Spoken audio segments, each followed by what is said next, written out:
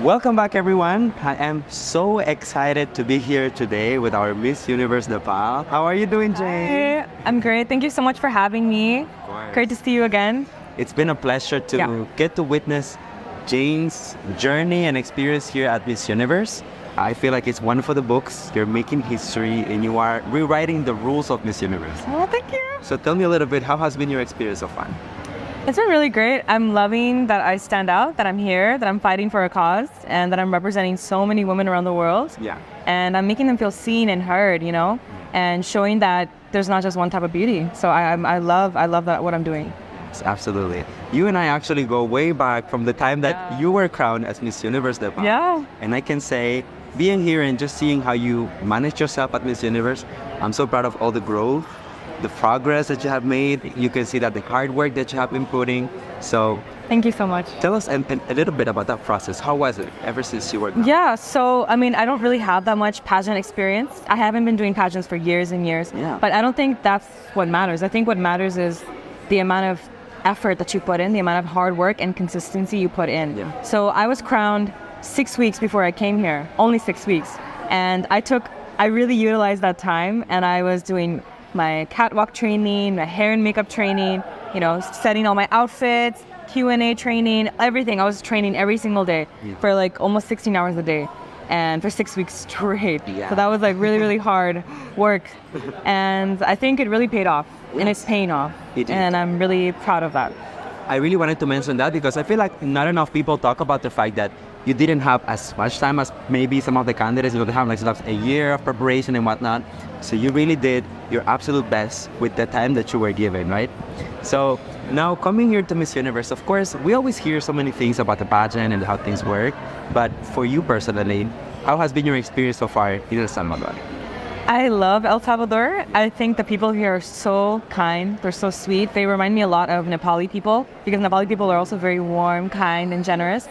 And I really like the food here. Pupusas are delicious. It's like comfort food. It's so good. Yeah. And I like their other food here too. I like just Latino American food. I love it. I don't know the names, but it's really good. No need to know the names if it's good, right? It's good. That's better. I like tamales. Tamales and tacos. One of the things that I really love, because thanks God, I was able to attend Miss Universe and get to attend some of the activities with you girls as well. And one moment that really stayed with me was when we had the meet and greet at the mall with everyone. The moment that you got up and went to the microphone, everyone gave you pretty much like a standing ovation. So for me, what that means is that your message is connecting with people. Like, people see you for who you are, a real woman, a real beauty. So how does that make you feel? You feel great. I feel really grateful that I'm getting so much support, and that I really thought I would come here and I would get, really bullied down, or I would get shut off. My voice would be shut down. Yeah. But I just kept staying true to myself and to my message. And even though there are a lot of haters, it doesn't bother me because I'm connecting to so much more of an audience. Yes. And I'm able to really, the audience is really able to connect to me and see me. And I feel like, I'm just being my authentic self. I'm just being myself, and I'm enjoying it. I'm loving it. Indeed. Sometimes I tell some of the girls, when you're getting a lot of backlash online or people are talking about you, it means that somehow you are disrupting the system. Yeah. You're breaking things that have been in place for many, many years and that people get comfortable with. Mm-hmm. And the moment that something is outside of their comfort zone, they get defensive. Yeah. But you're doing an incredible job. You are representing for women all over the world. And I think that regardless of whatever feedback you might be getting, the voices, the people who really matter, who are inspired by you, are getting that message across the universe, right? So the upcoming days are really, really important because, of course, Miss Universe is just about to crown a new queen in like a week. So what is your mindset as of right now? My mindset is to win.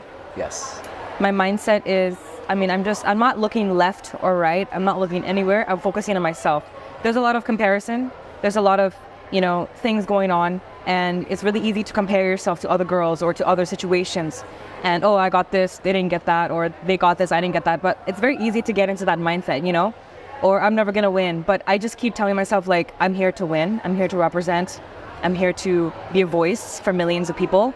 And I'm going to do my best. I'm going to give my best. And that's what I'm focused on. Absolutely. Tunnel vision. Yes, I love it. When you think about the message that you could send to the universe if you were to be crowned the next Miss Universe? What is one thing that you would like everyone to know, especially when it comes to your advocacy, to your social project? So how will you use that platform? My advocacy is hormonal health, mental health, and body positivity. I'm connecting all of those three things together. And basically, I am going to be working, if I win Miss Universe, I'll be working with a lot of women and men around the world and trying to build an online community as well as a physical community for people to really have a safe space to heal and to accept themselves. I also want to work with doctors, nutritionists, holistic people to kind of form a team of people to create the best care plan for people struggling with hormonal diseases, especially with PCOS, polycystic ovarian syndrome, the disease I have. Yes. So I'm trying to basically find the best way to treat that, to treat it and to kind of give support for women who struggle with those issues. And I also want to really teach people and inspire people to love themselves, to embrace themselves, and to break down the walls of beauty standards. I want to break down all these stigmas that have been here in the world. Everybody's beautiful. Everybody deserves love. And just because, it's a beauty pageant, of course we have to look good. But just because we look different doesn't make us not beautiful. It doesn't make us undeserving. And there isn't just, size 0 is not the beauty standard. Yeah. And it's not realistic. It's not realistic. 80% of women don't look like that. Exactly. 80% of them. Exactly. And it's time to stop that. Yes, absolutely. So that's my message. The whole, yeah. When you think about your time at Miss Universe, I was actually having a conversation with a friend the other day, and one of the things that we could agree on is regardless of the outcome of this pageant, in 20 years from now, everyone will remember Miss Nepal, because you managed to, as we said earlier, to disrupt the system. You managed to make a difference. You managed to stand out for all of the good reasons. So how does it make you feel knowing that you left your mark at the pageant, regardless of what happens, right? And that you made the people of Nepal proud? I feel really great. I never would have imagined me being here today, but God led me here and my life path led me here. And so I'm just going with the flow with my purpose. And whatever my purpose is, I'm happy that I'm here, standing up for so many women and men around the world, and kind of being like a trailblazer, fighting for my rights, fighting for justice. And that's my passion. That's what I like to do. So I'm really happy that I'm representing my country. I'm making my country proud. I'm making so many millions of people proud, and I'm making myself proud. Indeed. One thing that I want you to share, because I have a feeling that in upcoming years, we will be seeing more inclusivity at Miss Universe, more representation, and I think that's the perfect way to go. Actually, Miss Universe is opening their doors to women from all over the world right now. So what would be your advice to those women who will join in the future, who maybe are a little bit outside of the box and might feel like the outsider? What would be your advice for that? My advice is, if you're an outsider, that's the best thing that could ever happen to you. Being an outsider is actually an advantage because you stand out, and standing out shows the world that you are here to make a change, a good change. So my advice would be, go after your dream, go after your passion. If you want to do something that you're so afraid of, take that risk, because that risk could be the best thing that could ever happen to you. Absolutely. And last but not least, how can we all, as a community, the pageant fans, pageant lovers, pageant followers, how can we be more kind and empathetic with our queens?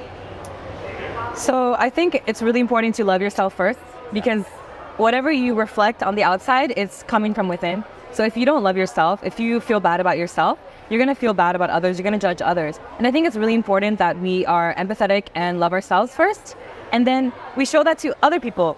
That's when humanity can come together, because humanity is one. We need love to have humanity. We need love to actually be a peaceful world.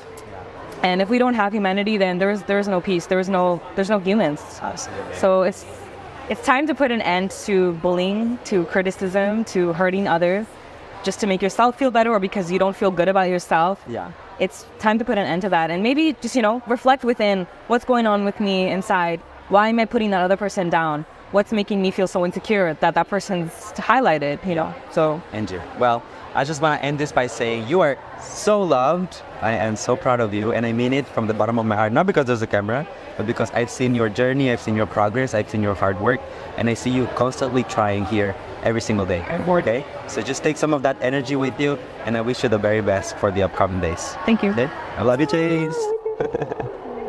Best of luck, man. Thanks for the good energy. Of course, I got you.